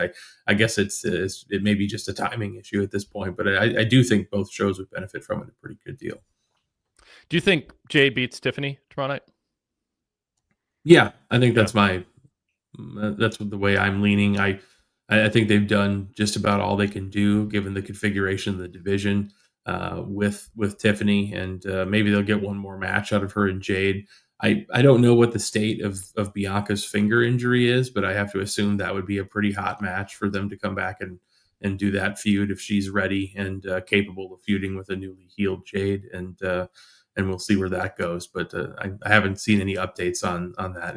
It's a bad finger injury. She got surgery, and they don't want a setback. And I don't know what that means in terms of how ready she is, but they haven't been like sitting her voluntarily for an extended period of time for another reason. It's a really serious injury that you'd have to wear like a cast to protect it from getting re-injured and needing surgery again, and it might never be the same then. So I think there's an abundance of caution, and I think rightfully so from what I'm hearing. Yeah, I knew at one point she was still unable to move that finger, and they weren't in a place where they could move her back onto televisions. But I don't know if what the most recent news is. It's been several months since we've seen any updates. Yeah, and I mean I've heard more recently like it's still it's still an issue. for her. But at some point, they're going to get to the where they're like, is it good enough? Can you tape it up a little bit or whatever? Yeah. But you can imagine not wanting a mangled, non-functioning finger for the rest of your life if it means just Oh take an yeah. extra couple months off. And I think that's kind of where they are. Yeah, and we look at the depth chart of things, and you got Jade as a heel. If she's champion, there's almost nobody to face if Bianca's not ready, other than Tiffany. I mean, who else is a babyface on the SmackDown side of things that's even the least bit like credible? I mean, they'd have to turn Nia Jax full-fledged babyface. Zelina Vega's off the charts now. I mean, it's rough. I mean, there's not a lot there. They don't need a lot, but they need someone, for her to have momentum coming out of this. So maybe the timing will work out where Bianca's, on the verge, but and possibly too, let's say in the last couple of weeks she got cleared. They're not going to just put her on TV as soon as she's cleared. They're going to wait for this to play out with Jade, and maybe her getting cleared is the key, is why they decided to trigger the Jade heel turn, because now Bianca's ready, but we don't want to bring Bianca back until Jade turns and beats Tiffany because we don't want to distract from it. So we might be on the verge of that, but from what I'm hearing, it's not like they're just waiting for the moment. I mean, it has been a serious enough injury. She needed the time off, at least, that she's had so far. Right. Yeah. Yeah, I don't know who else. I mean, other than moving somebody up from NXT, who could immediately have that kind of impact, but nobody jumps to mind who's, I guess, in that position. Charlotte and Bliss. I mean, two top baby faces who are right now tied up in the tag division. They could really benefit from splitting them up. What do you make, by the way, of Charlotte suddenly using astrology? She's such a Gemini. It just felt, I don't know, kind of random, but maybe it's not. Alexa's kind of like, this is weird. Maybe it's like, if I was your friend, I should have known you were into astrology like this or something. And then Corey Graves going, that they're faking a friendship.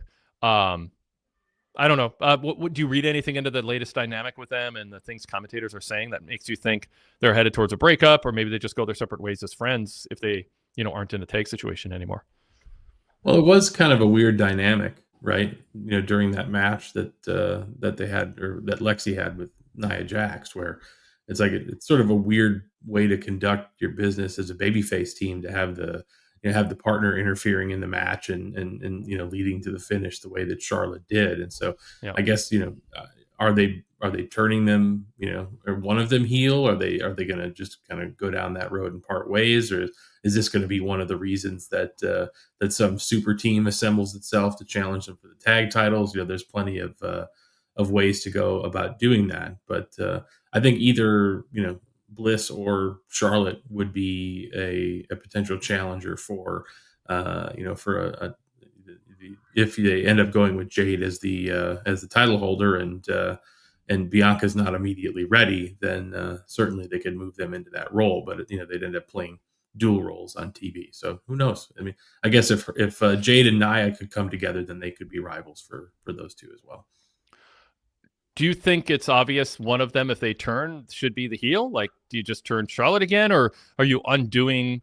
Like Charlotte said, I don't let a lot of people in, but I've let you in. And then she, says, but you should be thankful or grateful or something for the privilege of that. I can't remember the exact line.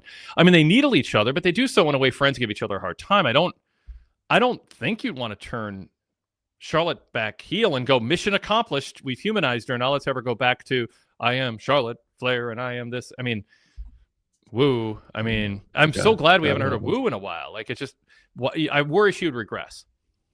Yeah, no, I think it would work better if it was Bliss that was turning, and Charlotte got an earnest shot at getting some fan sympathy and doing something different with herself. I think she had been in a rut for so long, and that this partnership with Bliss has felt genuinely refreshing. Even though it's not 100% landing all the time, there's certainly more humane aspects to Charlotte that we've seen as a part of this act than we ever got a chance to see when she was the queen, and that was the centerpiece of all of her promos for what felt like a decade. I think there's there's plenty to be mined out of Charlotte as a babyface character that can gain some sympathy, especially if the one person that she allowed in and softened herself for ultimately betrays her and stabs her in the back. So if they are going to break them up at some point, whether it's sooner or later, I think that's the way to go. By the way, over the past week, I've started a new feature called the Wade Keller News Bulletin, where I do a full-page PDF that people can read on their tablet or their laptop in landscape mode with cover the big story of the day, along with some notebook items and then some editorial random endnote thoughts. And then I also do an audio version of it. I expand a little bit sometimes on what I wrote, but mostly I just use what I wrote as sort of the template for it. And 5 of the last 7 days, I've distributed that for VIP members as an audio show and as a all text article and a PDF, which is kind of fun to read the PDF. It gives me a little, I like the format because it gives me a structure to kind of write in and fill out with the items that I really want to put across that day. So it's a new benefit of VIP membership that I just started in the last week. And the second bulletin from last Saturday, the headline was Jade Cargill will be better off as a heel. And I went through the list. I asked Kelly Wells and who he thought would be the NXT call-ups, who would be good opponents for Jade to help fill out the lack of depth, Jake, that we just talked about on the roster. So VIP members, if you haven't seen that, they're on the sidebar of the VIP website or in the news section. And if you aren't VIP, PWTorch.com/GoVIP gives you details on how to sign up. And you can get the audio version if that works for you, or the written version, or both, with full VIP membership. And you can kind of see me exploring the idea. One, making the case Jade was the right one to turn, not Tiffany. It was more so that Jade is better off as a heel. I didn't necessarily go as in-depth in that article on Tiffany. Todd Martin and I talked about that. I got Todd's view on that yesterday on the VIP show, The Fix. But the idea that they need to go to NXT to get some depth for Jade if she's a long-term champion was certainly addressed in that article. I mean, it's pretty apparent. We have a super chat here from Nima Pazar, excuse me. Don't you guys think a Jade title run would be boring and terrible? She sucks in the ring and on promos. And others, we're a little worried about that too in the chat, talking about, her limitations. Just turning her heel isn't necessarily going to make her better in the ring. But then others think, wait a second, she needs a different role. And that wrestling style wise, it will work better as a heel than a face, given what fans expect to see from a baby face in the ring. Job says, I do because of her in-ring skills. She looks like a slow, awkward robot who's over-focused on moves. Is Jade so limited that face or heel, Jake, there's still going to be a problem? Like, just turning her doesn't solve the issue that held her back from being as successful as her look suggested it should be. I think it really depends on opponents, right? Like there is a path that they could go down where Jade's title run is troubled from the start and boring because they just don't have the right people to go up against her, because they are going to need to put her in the ring, most likely with mostly veterans, or at least people who can help her get to get from point A to point B in the ring. And being a heel certainly has advantages in that regard, because she could take shortcuts. They can sort of shorten the list of offensive moves that she has to execute and things of that nature. But yeah, she has shown that she has some limitations in the ring. I think she is getting better, just at a slower rate than I guess I would have hoped, given how long she's been in the company now. But I do think there is upside to Jade. She does have an incredible look. She instantly gets a reaction from people, and I think she has actually improved on the microphone, despite how bad people are still saying she is in the chat. I think she's actually quite a bit better than she was 18 months ago. Yeah, she isn't. You'd sure hope she was too. Yeah. You'd want her, but you want to give her credit for it. But maybe you'd hope she'd be even more improved by this point, but she is improved, and that should be acknowledged. Pile Driver Pete in the chat says Jade was given a disservice by not going through NXT first. Yeah. I get that. Goodfella says Jade has some smooth spots and some really cool ones too, but you can tell she doesn't move freely and follow the choreography. It feels like she's thinking a lot. Like Job says, Jade's good at big moves. It's just everything in between to put it together. Some people look like they should be. It's like, I use the analogy, like centers in the NBA are centers because they're tall, and they can jump, and they can be physical, and they can block shots, some combination of those. They're not in the NBA because they have above average free throw shooting skills or hands that are big enough to have the finesse or the accuracy for layups and long shots. And that's why centers tend to be bad free throw shooters more often than point guards, because there's a ton of short people, 5'10" to 6'5", so-called short people, who are all competing for the point guard spot, but there's a way more people who fit that range of height. And then there's the outliers who are centers, and there aren't enough of them who are good at all the other skills that basketball players have to have, but they have a special skill. So I use that as an analogy for Jade. She looks special. She has a jump off the screen. Oh, who is this? Put her on a poster. People go, WWE has this new star. I got to see her. That doesn't mean she's in the business because she has an aptitude, a love for it, that she's a natural. And being able to string moves together and know how to transition from one to the other, to come across as believable on the microphone, to live it and have it come through in your matches and your promos. She's not in this business because she had all those traits. She's in the business because of her look. And everything else is just, we got to work really hard with you on this. Just as centers aren't great free throw shooters, but you try to get better. She's not a great promo and a great smooth wrestler in the ring, but you got to work hard because she has this other, a couple other incredible traits, some real raw natural athleticism, but even more so just a really marketable look and a presence. And so, she's going to be given extra slack because she is special in that way. But at some point, promoters cut bait. They go, this isn't going to work. I don't think they're at that point at all with her. I think the heel turn is a chance for her to show a different side of herself, and I think they hope she succeeds more. Yeah. All right.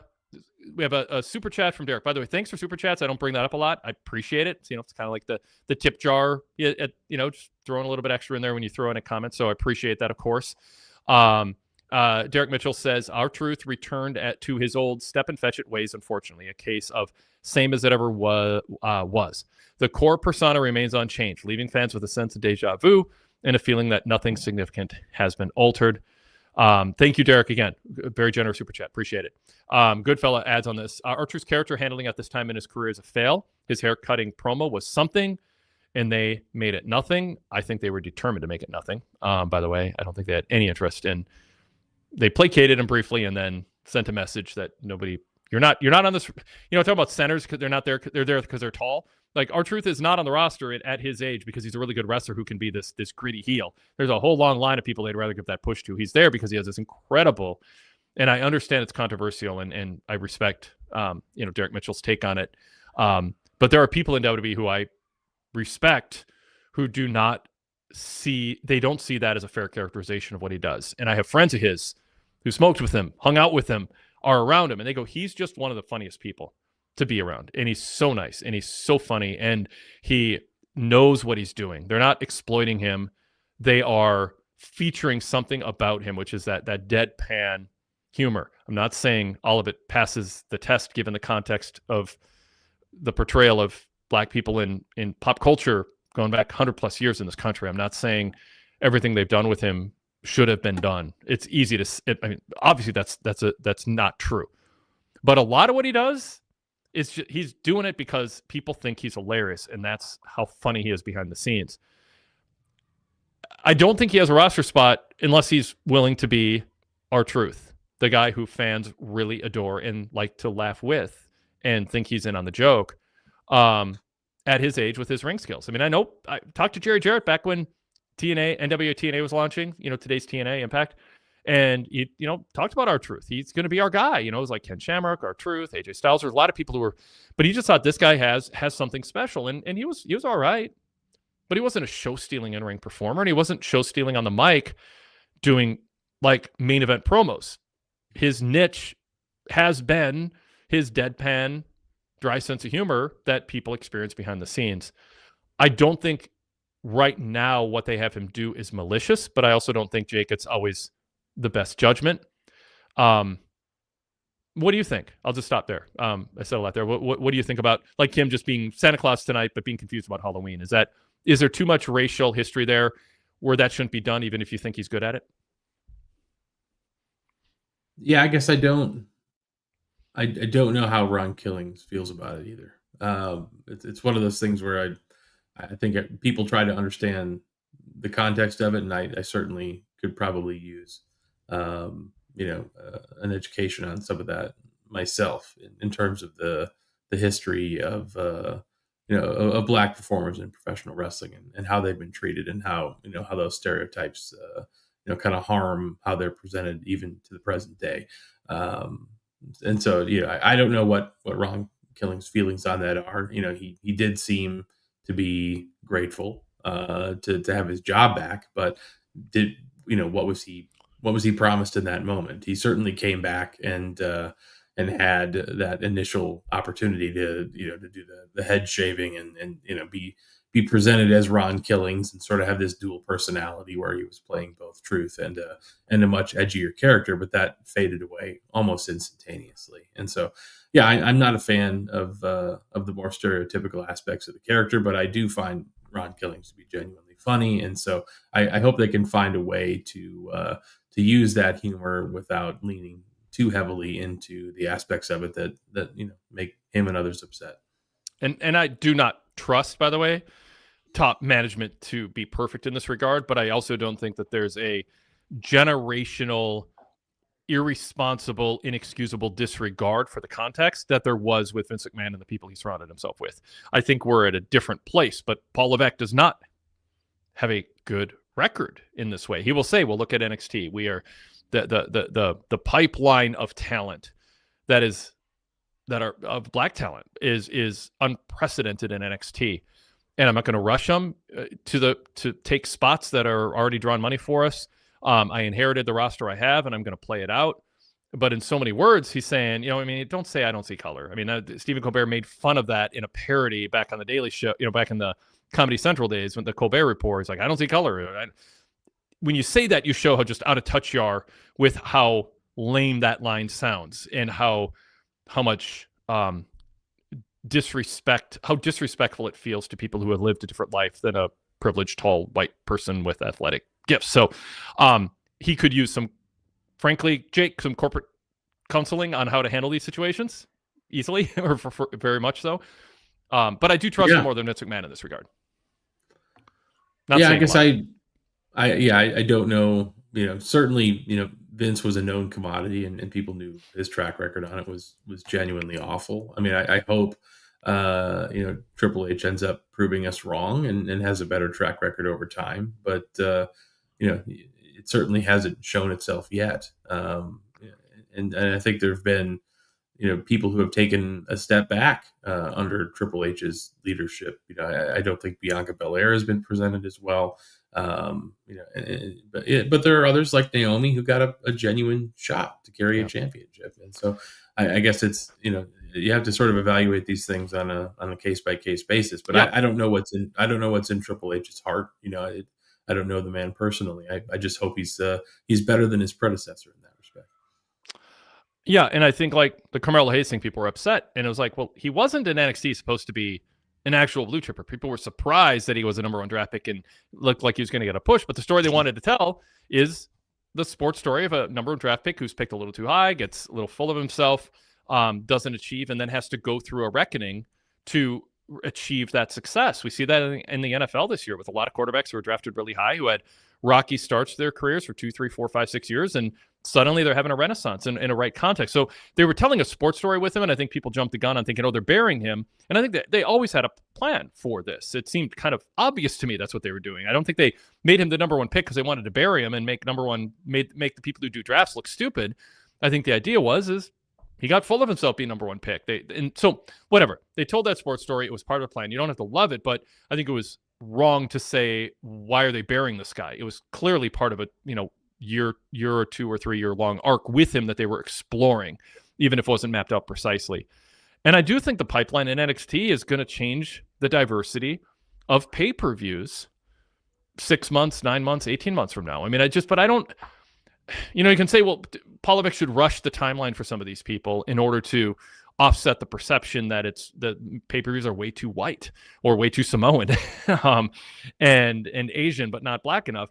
It's like, I don't see obvious moves that they passed by where you would say, if you truly were colorblind, and I say that sort of with an eye roll because you can't be I mean, but if you really were, you'd just be like, based on all the other evidence, I don't think there's this egregious leapfrog over somebody who didn't deserve to be moved ahead of somebody else. I mean, the people getting pushed on the main roster are people who have kind of earned that spot. They keep them around, not out of loyalty, but out of sort of inertia. And the sometimes it's sunk cost, but that is the pattern historically. And I think the next wave of people will benefit the same way once they put in those years. So I'm not super worried about it. I mean, come back to me in a year and a half, and yeah, we better see some progress in this regard. But sometimes I just think you step back and look at the cadence of things and understand this feels kind of natural, not malicious or negligent. It's just they're not aggressively rushing anyone. But I don't know that that's fair or good for the people who fans wish were called up to the main roster by now. Yeah, go ahead, Jake. I think they have Trick Williams in a position where I think he's ready to move up. Obafemi is going to be coming up. And we'll see what the presentation and treatment of those athletes is on the main roster. I think it's going to be something you're going to have to evaluate, like you said, 12 or 18 months from now. I can sound like I'm giving the benefit of the doubt, but it's also sort of a warning. Like you better, I mean, if for people like me who are advocating for some patience and trust, yeah, it better pay off. I mean, because what I see in the pipeline looks like there should be. I mean, and I'm not super high on Trick Williams, but I think they've kind of butchered some aspects of his character. But this match with Ricky Starks didn't work. I've heard stories about him.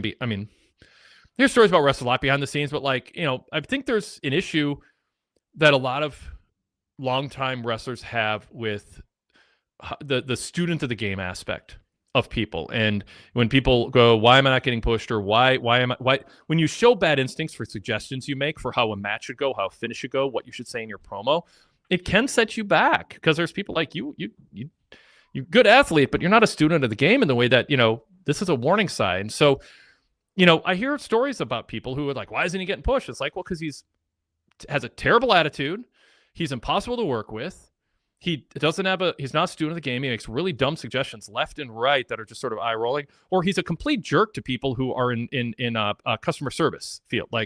And I mean, that's kind of an old story I heard, but it's like management actually cares about that. They don't want WWE wrestlers being complete jerks to servers and front desk workers and that kind of thing. And that stuff gets back. So there's all these things that play into it, not just because a guy does a cool high spot or looks cool striking a pose or has a good entrance theme, or you followed his career and you think it was more of a push. There's all these other things that play into it, and people who are in that position beg people like us to at least leave some wiggle room for that possibility that it's not just complete incompetence or politics that lead to some people not getting a push. Sometimes there are things that they can't say publicly, but I hear privately, and I'm like, oh, I understand that a little bit better now, And sometimes I don't. Sometimes I think it's an overreaction, but in the big picture, I think there's some people really on a good course right now where I think, again, in a year and 18 months, people will be feeling better about things, we'll say. All right. Goodfella says, Oba coming to main roster, he better cook. I mean, you got to, at some point, you have to be sure you're working hard to overcome a perception that there is something built into the system that is not giving equal opportunities to everybody to sign, get developed, be featured, be understood in a way and pushed in a way where there's an understanding of who they are and how to amplify their traits. And some people are in no position to figure that out for people who are different than them or have had a different life experience. And that's why you need diversity behind the scenes, or it can be helpful. Obviously, should be a goal. So, yeah. I don't even know if equal opportunity is probably not even the right phrasing for that. Yeah. Because this is not a meritocracy. People are selected. It's not like there's the people going out there and having the best matches and delivering the best promos are always the ones carrying the titles and being treated as the faces of the company and all those things. It's at some point, if Obafemi is as good as everyone hopes he can be on the main roster, he still has to be selected by Triple H and put into a position to get a push and be consistently pushed. And then, at some point, if that works over a long period of time, then you become a guy who can be, who reaches that top echelon of being the face of the company, the Roman Reigns or the Cody Rhodeses of the world. But that's not a process that happens overnight. But it seems like, as you mentioned, the pathways to getting to that spot are pretty arduous, and they have a lot of qualifications that fans probably don't have on top of mind when they think about, this guy should get a push, or this woman should get one, or whatever the case may be. And so at some point you have to analyze that entire system holistically to make sure that that everyone is being treated fairly, because it's a situation where bias and self-selection can sort of become a prophecy, right? Where it's just like, yeah, this person isn't ever going to get that opportunity because they don't meet some invisible set of standards that were never set out for them in the first place. Yep. It's there's excuse making, and then sometimes there's just good reasons, and I think there's a mix of all of them, and a lot of it just, institutionally, are there people in charge who just aren't good at figuring out how to push people who have a totally different type of character than they've ever run across, or life experience, and they don't know how to amplify and draw on it, and it scares them. It makes them feel insecure. It makes them feel uncomfortable, so they just go with the familiar. Well, and yeah. And I guess, cultural currently the cultural whiplash politically to the right, and the pushback against things like DEI and all those things, it leads to if you look at who's in the boardrooms, who's in upper management, who is making these selections, at the end of the day, if the people in charge can't connect culturally with the people that they're selecting to put on their television show, then it does narrow the list of candidates for being the face of your company down to potentially a narrowly racially selected group of people, right? And so that's what those DEI initiatives are supposed to push back on.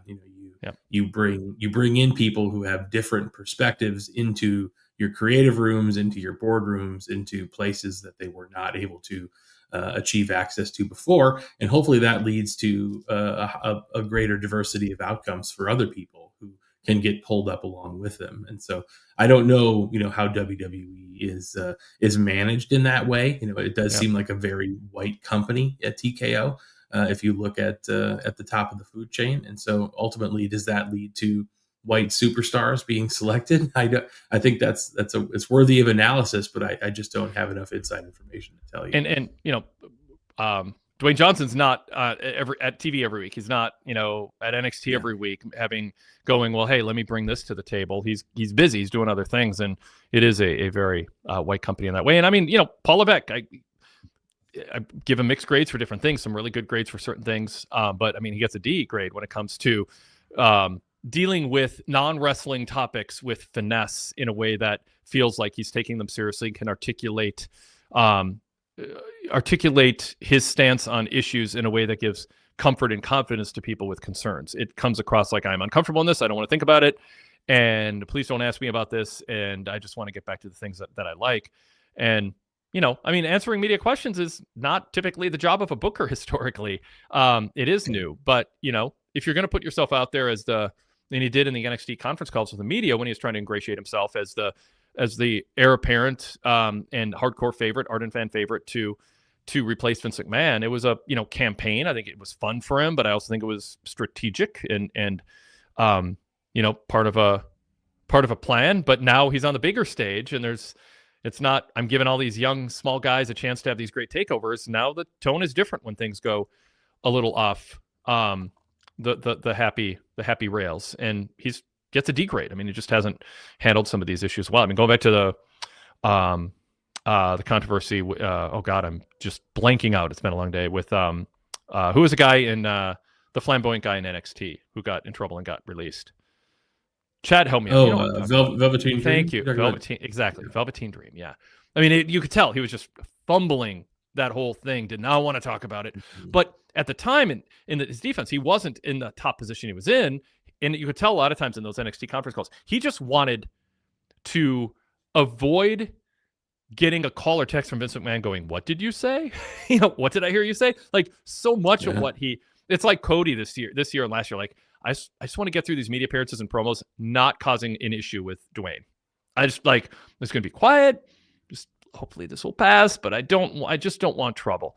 But there comes a point where you're not worried about getting in trouble with the boss. You've got to be the boss who can answer those questions. And he just wasn't great. Yes. Velveteen Dream. I don't know why that didn't come to mind, but thank you, Jake. And thanks to Derek Mitchell in the chat too. Okay. Anything else you want to say before we sign off here, Jake? We kind of went in depth on a wide array of topics. We covered just about everything on the show. Oh, Sami Zayn. I was going to throw to you on that. What do you think about how they're handling him post-U.S. title run? I definitely want to sneak that in. I mean, I think he's one of my leading candidates to be, in that final four of the Royal Rumble. Like, I think the story of Sami Zayn wanting to be a world champion and really adding prestige to the U.S. title and now moving in a different direction, fighting the MFTs. But I think he's going to be okay. I mean, if they end up pulling the trigger on Drew McIntyre getting a short title run, he would be on the short list of guys that I would consider to put in the ring with Drew and have a feud. I know that they've had a number of matches in the past, and Sammy's just never been able to get over the hump. And I think that's kind of a fun story if they can set him up for a title chance. But I think Sammy is in a great place, and I think he'll be in a prominent position by the time the Rumble comes around. Do you have a theory on who attacked Jacob Fatu, or a dark horse that it might turn out to have been? That's a good question. I mean, yeah. It could have just been. I don't Drew. know how long. I don't know. Yeah, I mean, it could be Drew. It could be somebody that's not even currently on the main roster, and they know that they're going to have Jacob, on the shelf for several months, and so they've got some time to come up with the right person. Like, if depending on how they want to use Obafemi, he could be a guy that could have attacked him backstage, that kind of thing. Yep. So there's a lot of. Yeah, there you go. There's plenty. It could be one of those things where they don't even know yet, and it's going to be when Jacob's ready to come back, they'll backfill it with a story. Yeah, and I think that's a possibility. I mean, they didn't have to bring it up again today, but it almost felt like, okay, we're going to bring it up, but it's sort of the end of it. We don't. But the whole like Belair, Jade, Naomi thing too. It's just like injuries and stuff just kind of got in the way of that ever playing itself out. So, I understand a hesitancy to get too invested in this, but they are still bringing it up, but it sort of feels like it'd be crazy not to if all this storyline wise and canon didn't. But he could just throw his hands up and go, I don't know who to believe, and we don't have footage, and unless someone admits it, I don't really, or someone knows more and hasn't come forward yet, we may never know. And then like you said, Jake, they can play that card when it's convenient for them at a later date. Yeah. Cool. All right. Thanks, Jake. Awesome being on with you here, and I appreciate all your commentary and insight and analysis. Glad to be with you. Thanks for having me. Yep. Check out Jake's work over at prowrestling.net. PWMembership.net gives you details on getting access to the member exclusive shows that he does with Jason Powell over at prowrestling.net. Visit both sites, prowrestling.net and PWTorch, tomorrow for Saturday night's main event coverage. Go VIP if you want to take a look at the new Wade Keller bulletins, where I try to provide written analysis of a top story that is intriguing me or I have a lot to say about, along with just news items. Last night we published the clarification that the Mike Rotunda family is saying about him not being in hospice, but instead being in rehabilitation for a serious heart attack, just explaining that there was a difference between the two and the wrong word was used and all that. So we try to, just keep you up to date on stuff like that. And then my end notes is off and on over the decades been a popular feature where I just there's something I take a little note on during the day, or someone sends an email and trigger something, and I just have some thoughts on something that maybe falls off the radar otherwise on shows like this and write about it. So it's been fun to do, and you can check out the ones I've done so far with a VIP membership. Jake, have a great weekend. Appreciate it. You did the same. Take care. Yep. And thanks again, everybody. By the way, subscribe to this show and like it and set an alarm so that you know when we're going to be live next.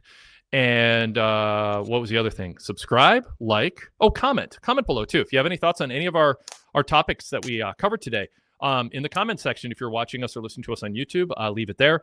You can always email the show at wadekellerpodcast@gmail.com. And thanks to the chat. Great chat as always. Thanks for everybody contributing. Piledriver Pete said the post show was better than the actual show. And Job says, this is the first time I've ever watched the Wade Keller post show live. Normally I listen to it laying in bed before I go to bed. Now I don't know what I'm going to listen to. So, fun comments there to end things. And Derek says, thanks, Wade and Jake. Great post Smackdown show. All right, everybody. We'll talk to you next time.